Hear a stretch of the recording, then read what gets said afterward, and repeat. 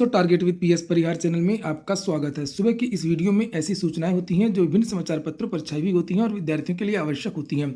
तो आइए शुरू करते हैं और देख लेते हैं कि आज के समाचार पत्रों में विद्यार्थी जीवन से संबंधित कौन कौन सी सूचनाएं हैं। आगे बढ़ने से पहले एक सूचना है उन विद्यार्थियों के लिए जो विद्यार्थी उत्तर प्रदेश की किसी भी भर्ती की तैयारी कर रहे हैं, जैसे आरओ, एआरओ, पीसीएस इत्यादि। इन सभी भर्तियों में सामान्य हिंदी से संबंधित प्रश्न पूछे जाते हैं। और यहाँ पर अरा पब्लिकेशन की एक बेस्ट बुक है जिसे आप लोग यहाँ पर देख सकते हैं, प्रयागराज पब्लिकेशन ही है। और ये जो पुस्तक है वो संपूर्ण गाइड है हिंदी के लिए, चाहे वो आरएस की एग्जाम हो, यूजीसी नेट हो, केवीएस हो, बीएड हो, यूपी ट्रिपल एससी की भर्ती हो, यूपीएसआई हो, यूपीपी, विभिन्न राज्यों की टीजीटी, पीजीटी इत्यादि। और हिंदी से पूछे जाने वाला जो सिलेबस है वो काफ़ी अच्छी तरीके से इसमें प्रस्तुत किया गया है, जिसे आप लोग यहाँ पर देख सकते हैं। इस पुस्तक में हिंदी का इतिहास और हिंदी का पूरा जो ग्रामर है वो कवर किया गया है। सभी कापी किताबों की दुकानों में अरा पब्लिकेशन ये बुक आपको मिल जाएगी। और अगर आप लोग ऑनलाइन मंगवाना चाहते हैं तो उसकी लिंक मैंने डिस्क्रिप्शन दे दिया है। अरा पब्लिकेशन की एक यूपी स्पेशल की भी बेस्ट बुक आती है जिसे आप लोग यहाँ पर देख सकते हैं। यूपी स्पेशल की ये सामान्य ज्ञान की पुस्तक है। और चूंकि यूपी स्पेशल भी अब यूपी ट्रिपल एससी और सभी भर्तियों में पूछा जाता है, और यूपी का पूरा इतिहास, यूपी की पूरी ज्योग्राफी, यूपी से संबंधित जितने भी तथ्य हैं इस पुस्तक में काफ़ी अच्छी तरीके से दिए गए। इस पुस्तक की भी लिंक मैंने डिस्क्रिप्शन बॉक्स और कमेंट बॉक्स दोनों जगह उपलब्ध करा, जहां से आप इसे मंगवा सकते हैं। चलिए शुरू करते हैं। और सबसे पहली जो सूचना है वो यूजीसी नेट आंसर की पर आपत्ति। आज तक एनटीए ने सीएसआईआर यूजीसी नेट दिसंबर 2023 की औपबंधिक आंसर की जारी कर दी है। परीक्षा में शामिल छात्र वेबसाइट CSIRNET.NTA.NIC.in से अपनी आंसर की डाउनलोड कर सकते हैं। आंसर की पर उम्मीदवार 8 जनवरी रात 11:50 तक आपत्ति दर्ज करवा सकते हैं। बिहार में शिक्षक नियुक्ति पत्र वितरण की तैयारियां तेज हो गई हैं। लिखा गांधी मैदान में 13 जनवरी को नवचयनित शिक्षकों को नियुक्ति पत्र दिया जाएगा और इसके आयोजन की तैयारियां शुरू कर दी गई हैं। समारोह में 1000 बसों से शिक्षक पटना पहुंचेंगे। 13 जनवरी की अपराह्न 3 बजे नियुक्ति पत्र वितरण समारोह शुरू होगा। अगली सूचना उत्तर प्रदेश लोक सेवा आयोग की है। पीसीएस इंटरव्यू आज से, इस नतीजे इसी हफ्ते। सम्मिलित राज्य प्रवर अधीनस्थ सेवा 2023 की मुख्य परीक्षा में सफल 451 अभ्यर्थियों के साक्षात्कार सोमवार से उत्तर प्रदेश लोक सेवा आयोग में शुरू होंगे। साक्षात्कार 8 से 12 जनवरी तक होंगे। हाल के परिणामों पर गौर करें तो पीसीएस का अंतिम परिणाम इसी सप्ताह घोषित हो सकता है। पीसीएस 2023 में कुल 254 रिक्तियों में से 150 रिक्तियों पर लिखित परीक्षा एवं साक्षात्कार के आधार पर चयन होता है और इन 150 पदों के सापेक्ष 451 अभ्यर्थियों को साक्षात्कार के लिए सफल घोषित किया गया है। इनमें कारागार प्रशासन एवं सुधार सेवाओं के तहत उप कार्यपाल के सर्वाधिक 75 पद शामिल हैं। इसके अलावा ग्रुप 1 के तहत डिप्टी कलेक्टर या एसडीएम के 41, डिप्टी एसपी के 42, अधीक्षक कारागार जेलर के 3 और कोषाधिकारी लेखाधिकारी के 17, कर निर्धारण अधिकारी के 10, जिला अल्पसंख्यक कल्याण अधिकारी के 8, जिला पिछड़ा वर्ग कल्याण अधिकारी के 6 पद समेत अन्य पद शामिल।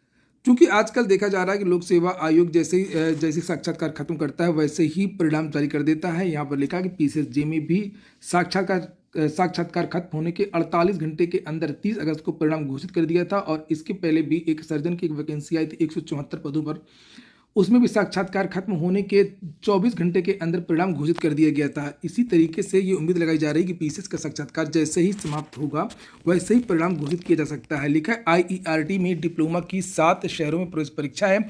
Institute of engineering and rural technology में नए सत्र 2024-25 में प्रवेश के लिए आवेदन शुरू है और इस बार संस्थान प्रवेश परीक्षा प्रयागराज के अलावा सूबे के 7 और शहरों में कराएगा।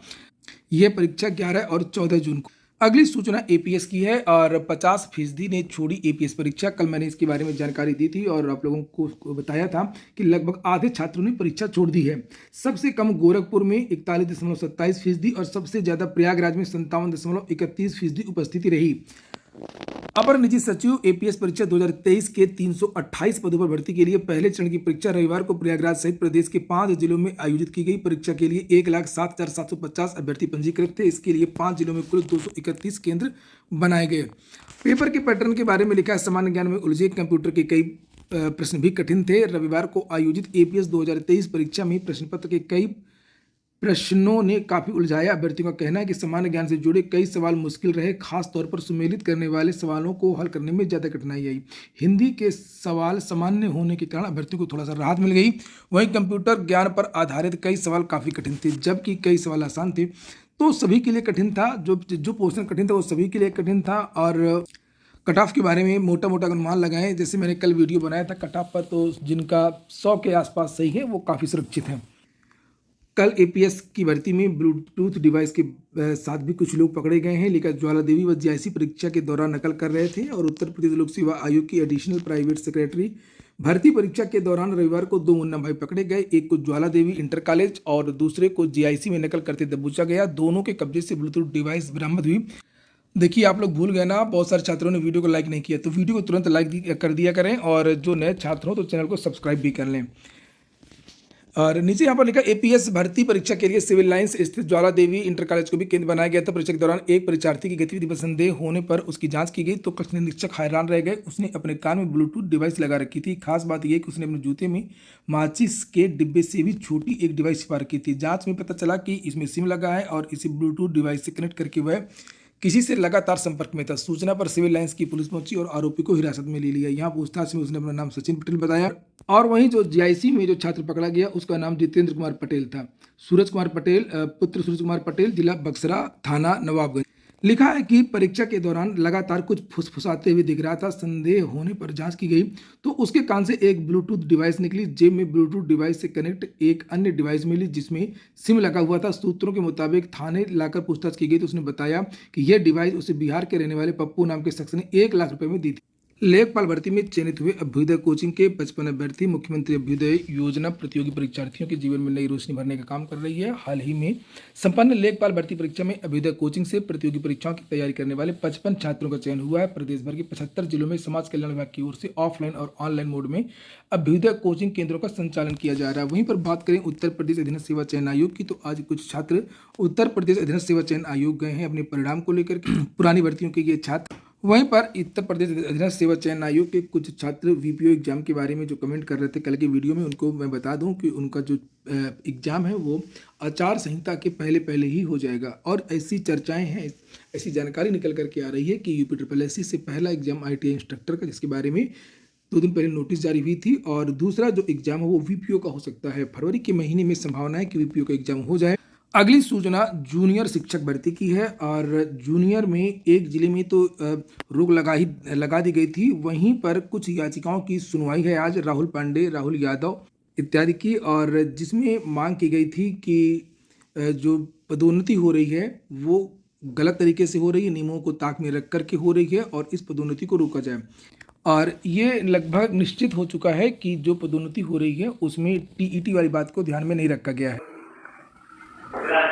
यहाँ पर आप लोग सुन सकते हैं जो जूनियर की नई शिक्षक भर्ती की लड़ाई लड़ रहे हैं अखिलेश यादव को, और राहुल पांडे की याचिका लगी हुई है, और मंडे को राहुल यादव और विवेक चौधरी याचिका संख्या 3338 और 3347/2023 ये दोनों याचिकाएं, जिसमें क्रमशः सीनियर मोस्ट अधिवक्ता आदरणीय श्री अशोक खरे जी, आदरणीय सीमांत जी, यह याचिका मंडे को एडिशनल के अंतर्गत 3209 पर आ रही है।